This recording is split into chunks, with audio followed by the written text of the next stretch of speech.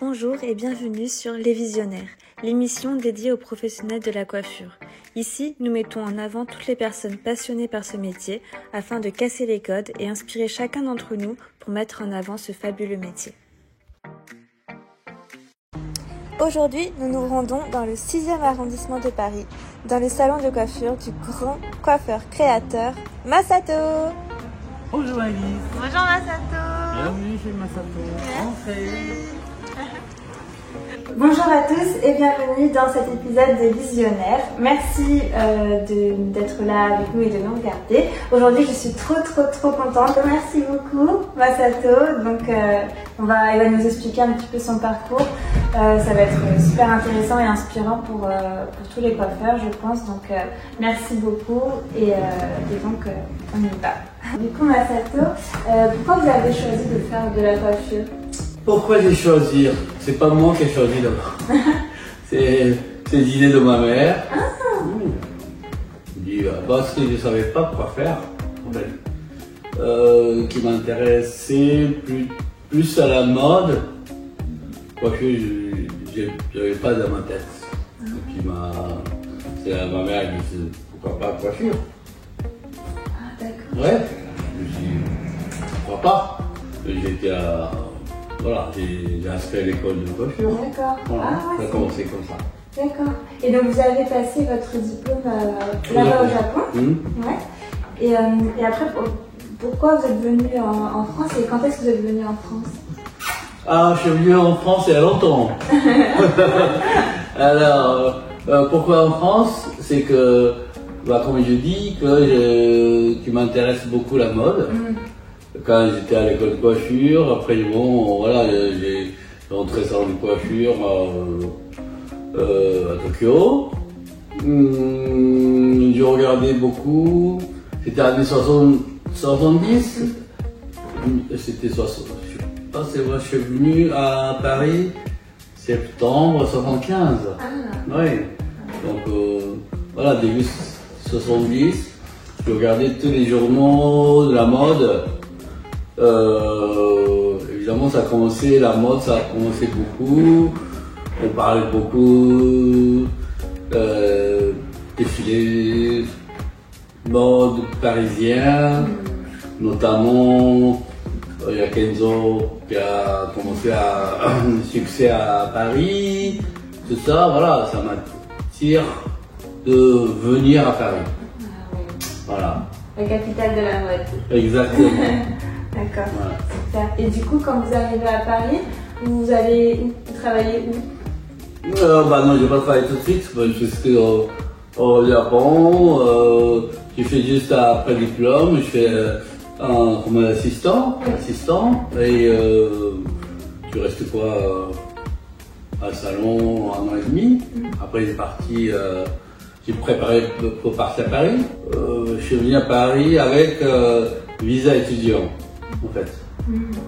Parce que je connais rien, je connais personne à Paris. Donc je suis venu avec le visa étudiant, j'ai inscrit à l'école pour la langue française. Donc pendant une année, j'ai fait l'étude de langue française. Après, qu'est-ce que j'ai fait? J'étais à l'école de coiffure à Paris, une année aussi. Bon, évidemment, j'ai rencontré des amis à Paris. On m'a donné quelques adresses, renseignements, tout ça. J'ai commencé premier salon à Paris, c'était à Porto Mayo. Il y avait un salon qui s'appelle Maurice Profit. Alors, c'était un des frères de Mozart. Ah oui, d'accord. Ouais, qui avait son salon. Évidemment, donc voilà, j'ai rentré comme assistant. Donc Maurice Profit, il fait aussi des studios. Ouais, de photos. Puis, il fait aussi coiffer. Comment il s'appelle? Daniel Gilbert. Qui travaille à TF1, qui fait des émissions. D'accord. Donc elle est venue au salon. Je sais pas, peut-être un an plus tard, j'ai coiffé Daniel Gilbert et j'ai aussi invité dans l'émission. Ah, super. Ah ouais, vous êtes invité à la coiffer dans son émission. Non, coiffer, non, je sais pas, il y avait un sujet pour le Japon, je sais pas quoi. Ah oui, d'accord. Donc il dit, allez, viens. Ah, super. J'ai même pas vu cette émission, mais bon, voilà. Voilà, tout ça. Donc, j'ai commencé aussi à un petit travail de studio, parce que comme Maurice Profit, il a fait des journaux. Donc après, il m'a envoyé, j'ai insisté aussi, il m'a envoyé travailler pour la mode. Voilà, ça a commencé comme ça. Ah oui. Donc vous avez rapidement travaillé dans les studios en fait. Ouais. Finalement, ouais, parce que en fait, avant d'aller Maurice Profit, j'ai appelé tous les salons, j'ai cherché tous les grands salons à Paris. Évidemment, Magnétis, David, d'autres qui fait tous les studios de photos là, tous les journaux quoi, de Elle, Marie-Claire, tout ça. Donc j'ai appelé, il me dit voilà, parce que en plus j'avais pas de visa de travail à l'époque. Donc quand j'avais encore, j'ai pas de visa étudiant, il dit non, on peut pas. Donc tous les salons m'ont refusé. Finalement, j'ai trouvé Maurice Profit, je crois qu'il avait un coiffeur qui était là-bas, qui est parti au Japon. Il dit bon voilà, voilà, il avait un peu d'opportunité de travailler pour lui. Voilà, ça rendait comme ça. Ah, c'est génial. Et en fait, vous saviez vraiment que vous vouliez travailler dans un salon qui sera et dans la mode aussi. Du coup, c'est pour ça que vous avez contacté les salons qui travaillaient pour les magasins. Exact, ouais. Ah oui, mais pour moi, c'était l'époque, c'était vraiment Jean-Louis David qui était encore à Paris. Il travaillait vraiment sur les journaux. Magnétis, pareil. C'était tous les deux, c'était un grand coiffeur de studio. Comme je voulais. Finalement, j'ai trouvé et contacté avec Jean-Marc Magnétis. Qui est allé voir, il m'a dit allez montre-moi qu'est-ce que vous savez faire, je lui montrais. Grâce à son manager, il y avait un manager, parce que Magnétis c'était grand, hein. Oui, c'était grand. Et puis beaucoup de personnel. Et il y avait le manager, il dit oui, il est bien. Grâce à lui que j'ai rentré, voilà, je lui dis quoi là, il voulait bien travailler au studio. À l'époque, il y avait l'équipe de studio. On était combien 500-600 ans. Donc j'ai insisté, un des grands coiffeurs de chez lui, aussi Magnétisme même. J'ai fait des photos, j'ai insisté. Voilà. Donc j'ai pas travaillé vraiment. J'ai pas travaillé au salon. C'était pas mon but. Mais par contre, j'ai fait tous les trainings pour la coupe, parce que l'époque, lui, il avait au moins 3 salons, tous les salons de training après le travail. Mais on travaillait jusqu'à 11h, minuit, parfois. Et grâce à ça, j'ai appris technique de coupe. Ça c'est vraiment une bonne chose, mais c'est vrai que l'époque, quand on était jeune, on a envie de sortir, on a envie de amuser, mais non. On a travaillé jusqu'à 11h, facile. Et tous les jours, c'était tous les jours les trainings ou... Non, pour moi, au moins 3 fois par semaine. Parce que les autres, tous les coiffeurs de salon, ils font 1 fois par semaine. Vous faisiez les 3 salons. Vous étiez motivé. Voilà. Studio aussi, studio, c'est pas le même travail de salon. Studio, on coupe pas, plus coiffage, des fers en matière, plus important. Et voilà, donc j'ai appris. À côté, vous appreniez aussi le studio, quoi. Non, le studio, c'est pour moi, c'était plus un travail de tous les jours, assister. Et puis, ouais. La coupe, je fais que des trainings, j'ai jamais été au salon. Ah oui, c'est ça. Et voilà, au moins j'ai fait plus d'un an à Sistana. Après, j'ai commencé à petit de vraiment travail de studio. Et ça a duré plus de 10 ans que je travaille avec lui. C'est comme ça que petit à petit vous en êtes venu à travailler, à coiffer Kate Moss, à coiffer des icônes. C'est au fur et à mesure à partir de là, ou comment vous avez fait après pour percer dans le milieu du studio? Oui, c'était petit à petit de travailler avec le magazine ou grand photographe. Il faut avoir déjà. Moi j'ai assisté Magnétis, il travaillait avec les grands photographes, les grands magazines. Après, me connaître. Allez, on était assistant de Magnétis, si on travaille tout le temps, si je lance comme coiffeur de studio, allez, on va faire travailler un peu. Voilà, ça commence comme ça. Et bien, même le coiffeur de salon, c'est pareil. Si vous avez succès par client, vous avez plus de clients. Pour le studio, c'est pareil. Si vous avez vous avez des talons, vous entendez bien avec les journalistes ou photographes, après vous donnent travail plus en plus. C'est comme ça, voilà. Et on a fait aussi beaucoup de défilés de la mode. Avec Magnétis? Avec Magnétis qu'on a fait avant. À l'époque, je sais pas, plus de 10 maisons. Ah oui, wow. Comme ça à l'époque tous les grands mannequins, on rencontrait dans backstage, aussi comme elle, Marie-Claire, Vogue, tout ça, on a toujours des grands mannequins. Et les grands photographes, et après, vous faites un carnet d'adresses avec. Exact, ouais. D'accord.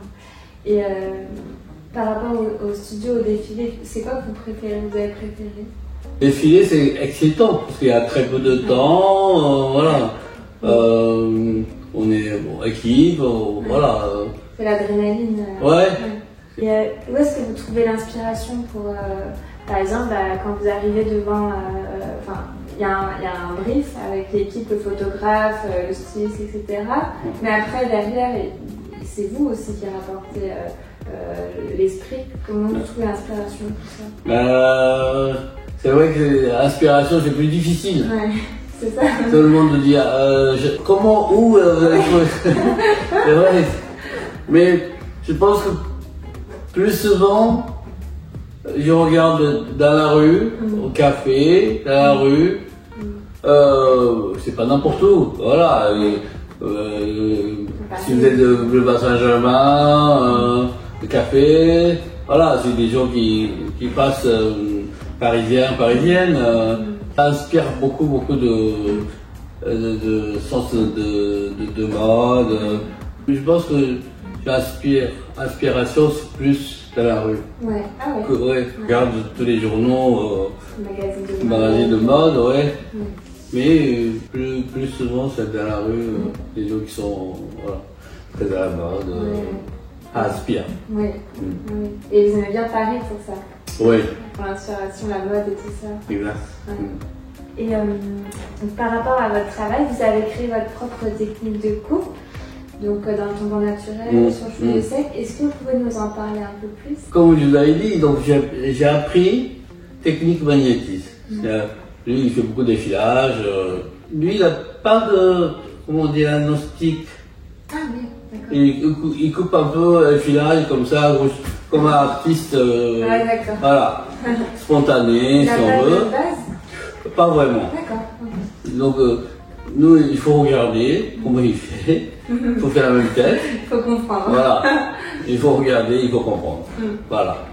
Après tout ça, quand j'ai ouvert mon salon, là, je ne peux pas transmettre mes techniques facilement. Du coup, j'ai fait ma propre technique. C'est-à-dire, j'ai fait diagnostic, j'ai fait aussi de base de technique, plus coupé droit. Après, j'ai fait des filages. Comme vous faites la sculpture. Sculpture, c'est de base de soit de bois, de pierre, c'est matière brute. Donc après, soit vous dessinez dans votre tête, vous donnez un coup de marteau, vous voyez, donner des formes. Après, finition, voilà. C'est-à-dire que pour donner forme, il faut couper droit, pour moi. Je fais couper droit, donner des formes. Après, je fais des filages pour finir, pour finition. Et pour donner le mouvement. Voilà, mouvement de finition, les légèretés, de matière, tout ce qu'on veut. Le premier salon que j'ai ouvert, parce que j'ai travaillé beaucoup sur mon nom, mon nom était connu. Et tous les journalistes, moi j'avais rien, j'avais pas de clients, j'avais rien. Parce que je faisais du studio, du coup c'était Et j'avais un petit salon dans le 7e, le premier salon rue de l'Huile, tout petit salon, mais on était, quand même j'ai engagé 2 coiffeurs, une coloriste, une manucure, l'assistante. Bonne équipe. Mais on n'avait personne. C'est-à-dire que même 2 coiffeurs, ils n'avaient pas vraiment de clientes. Donc on a attendu que des passages, si on veut. Et puis en même temps, j'ai continué à travailler à studio. Donc je me suis dit, les journalistes ils sont venus, ils coupaient les cheveux, ils ont fait des photos dans les salons. Et les journaux qui sortent 3 mois plus tard. Et je dis bon, voilà, tous les journaux ils sont venus, et fait des photos, interviews, tout ça. Et je dis voilà, il va attendre 3 mois, j'espère on aura des clients. Parfois on avait 0 clients, 2-3 clients par jour. C'est pas grave, ça va venir. Et donc voilà, quand un des journaux qui est sorti, il y a plein de gens qui est venu. Super. Et là, ça a été le succès qui a commencé. Et j'ai engagé plus de coiffeurs. On était vraiment blindés. On peut même pas s'asseoir. Non, c'est vrai. Et c'est bien succès. Même coiffeurs, on était 5 coiffeurs. Ah oui, waouh! Et un coloriste ou deux? Un coloriste, ouais. Et ça a commencé Et du coup, là, vous avez décidé de faire un. Voilà, donc voilà. Je vais chercher un autre salon, plus grand. Voilà, il est tombé ici, retournons, je pense que 2 ans plus tard. En plus, c'est une adresse de la mode. C'était par hasard, parce que c'était toujours fermé quand je suis baladé un peu. C'était à l'occasion, je me disais tiens, on va l'appeler. J'ai appelé, on a eu. C'était un des premiers petits livres Saint-Laurent, livre gauche. Et je me suis dit oh là là. C'est un signe. Trop bien. Et voilà, donc moi j'ai un copain qui est l'architecte, il m'a aidé à faire dessiner le salon. Il n'y avait pas d'escalier. Ah oui. À l'époque c'était parce qu'avant c'était, je ne sais pas. Les bureaux. Un bureau, peut-être un bureau en retouche. Atelier. Donc on a créé un escalier, tout ça. Voilà, donc ça fait cette année 30 ans de salon Masato. 30 ans des salons Masato. Ah ouais, waouh, bravo, c'est génial. Ça fait ici 28 ans. C'est une belle. C'est top. Et pour les coiffeurs qui aimeraient bien ouvrir un salon de coiffure ou qui ont un salon de coiffure, ce serait quoi vos conseils? Parce que du coup, vous en avez eu aussi à Londres, au Japon. Oui, j'ai fait beaucoup de choses, même à Paris, où il y avait quoi, il y avait derrière la place Vendôme, il y avait un salon, Oui. c'était un troisième salon, dans le Champs-Élysées aussi. Autre-temps, j'ai fait aussi à Londres. C'est vrai que Londres, londonienne, ils se coiffent pas trop. C'est pas comme parisienne. Londonienne, c'est avant tout, c'est ses enfants. Ils mettent de l'argent pour les enfants. Parce que là-bas, même l'école est chère. Maison, l'école, jardin, toute la mode après. C'est très très punk. Oui, bah oui. Hein. Et donc, il vient pas souvent au salon se coiffer. Si, coiffer pour s'il y avait soirée. C'est-à-dire, ils font des brushings. Ça n'intéresse pas vraiment la coupe d'avoir les jolies coupes. Et du coup, en plus, bon, j'ai pas fait l'étude de marché, j'ai fait le prix un peu haut. Ça fait une expérience aussi. Oui, parce de que voir voilà. à Londres comment ça se passe. Et bon, voilà, comme vous dites, c'était l'expérience, voilà, parce que avant tout, il y a quand même Bilal Sassoon qui est très connu à Londres. Donc, je vais essayer d'avoir un salon à Londres. C'est au Japon, c'est pas. Au Japon, c'est j'ai un associé japonais qui voulait ouvrir. On a fait. Ça fait 15 ans. Vous allez de temps en temps là-bas? J'y étais jusqu'à. En fait, c'est pas salon fermé parce que j'ai enlevé mon nom. Ah oui, d'accord, ok. Le salon ça continue ouvert. J'étais 3 fois par an au Japon pendant 15 ans.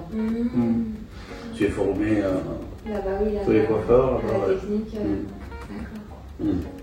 Et entre-temps, vous avez aussi créé votre propre marque de produits. Et pourquoi vous avez eu envie de créer cette marque? Tout d'abord, c'était, je cherchais une matière. Matière, c'est pour comme je dis, coiffeur de studio, c'est très important. Donc voilà, moi j'avais l'époque où j'ai pris à toutes les marques, j'ai essayé de mélanger, chercher des textures. Après, je me suis dit, quand j'ai ouvert un salon, je me suis dit, bon, pourquoi pas d'avoir un propre produit, quoi. Donc j'ai essayé de faire, commencer à shampoing, un peu de texture. C'est pas n'importe quoi, c'est que j'ai envie d'avoir, comme je suis d'origine japonaise, donc j'ai essayé de trouver un ingrédient japonisant. Voilà. Donc, notamment camélia, tout ça, ça marche très bien. Je pense que coiffeurs, ils ont beaucoup de sens. Ils ont sensibilité de mode, ils adorent la mode. Mais ça ne suffit pas pour la coiffure. Surtout pour le coiffeur de salon, si on ouvre un salon, c'est plus important, c'est d'avoir la technique, plus de donner, s'il connaît le sens de mode, comme nous on le fait par rapport à la mode qui portent les clients, s'ils veulent. On sait bien qu'il faut rendre belle, il faut rendre jeune. C'est pas une femme, si on le rend son âge, ça ne va pas du tout avec lui. Non, voilà. Donc, je pense qu'il va y avoir formation, plus détails. C'est pas couper comme un show, tout ça va pas. Faire un très très bon diagnostic. Voilà. Il y a un cycle et puis une technique important. Bien sûr, Ça, il faut, avant tout, avant d'ouvrir un salon, il faut ça. L'époque, l'époque, il y a, je me rappelle, d'habitude, les Françaises ou Parisiennes, je sais pas, ils font une fois par semaine au salon, laver les cheveux et le brushing. Ça, c'est un peu typique. Ouais. Donc, je dis que non, je dis à les journalistes, si vous faites un couple avec moi, vous n'avez plus besoin de brushing. Coupe sans brushing. Ah bon? C'est génial. Voilà. Donc je dis, voilà, si vous n'avez plus besoin de brushing. C'est comme ça. Ah oui. Voilà. Parce que vous avez trouvé quelque chose qui vous différencie. Ouais. Mais en plus, c'est des vrais. Ah oui, bah oui, bien sûr. C'est mieux. Et voilà, c'est le succès de Masato, c'est ça. Ouais. Et donc, voilà, tellement important d'avoir une bonne coupe. Évidemment, bon l'œil aussi, hein, mais avant tout, c'est les techniques, c'est important. Quand j'ai commencé, j'avais carnet plein pour les clientes. Les journalistes, journal qui m'appellent, tiens, Masato, il y a une semaine de voyage. On a annulé tous les clients, on est parti pour faire le studio. Ça, on a fait plusieurs années comme ça, parce que pour moi c'était important de faire le studio, d'avoir le nom Masato dans les journaux, tout ça aussi ça apporte. Voilà. Donc on a fait ça longtemps, mais après, bon, je me suis dit, quand même, le carnet est tellement, tous les yeux pleins, je me suis dit, bon, voilà, pour les clientèles c'est important. Donc j'ai diminué le studio, petit à petit. Et oui, journal, dès que vous commencez d'arrêter un peu, ils vous appellent plus. Parce que vous dites, ils disent, oh, Masato, il ne travaille plus au studio, là. Ça vous manque pas? Non. Parce que c'est aussi, ça demande beaucoup d'énergie, ouais, il faut avoir l'esprit, il faut être dans le bain tout le temps. Quoi. Parce que, comme je dis, c'est le travail est différent, salon et studio. Et non, je suis très content, j'ai fait les deux. Maintenant, voilà, même je suis très content de. Au début, je ne sais pas trop. Avec les clientes, parce que je n'ai jamais été au salon, je ne discute pas trop. Vous êtes concentré. Je suis toujours concentré de mon travail. Notre métier, même là, comme un robot qui avance, mais notre métier, je pense que ça reste toujours fait à la main. Mais plus en plus, si on travaille bien, ça sera plus de valeur sûre d'être bon coiffeur. Bah oui, c'est ça. Parce qu'il y a beaucoup de salons, mais c'est pas forcément de la qualité partout. On voit bien, c'est que voilà, souvent vous faites une mauvaise coupe et puis vous faites un bon brushing derrière. Ça passe, ça cache, ça cache la misère. Voilà, mais ça, quand vous faites un shampoing une semaine après, c'est fini. Il n'y a plus rien qui reste. Hein? Donc il faut éviter ça. Bah oui, c'est sûr. Parce que si on veut travailler dans le rêve, pour faire belles les femmes, les clients, je pense que c'est mieux d'apprendre bonne technique et puis non mais coiffeur c'est vraiment un beau métier. On peut rencontrer plein de gens différents, métiers plein de différents. C'est bonheur, hein, voilà.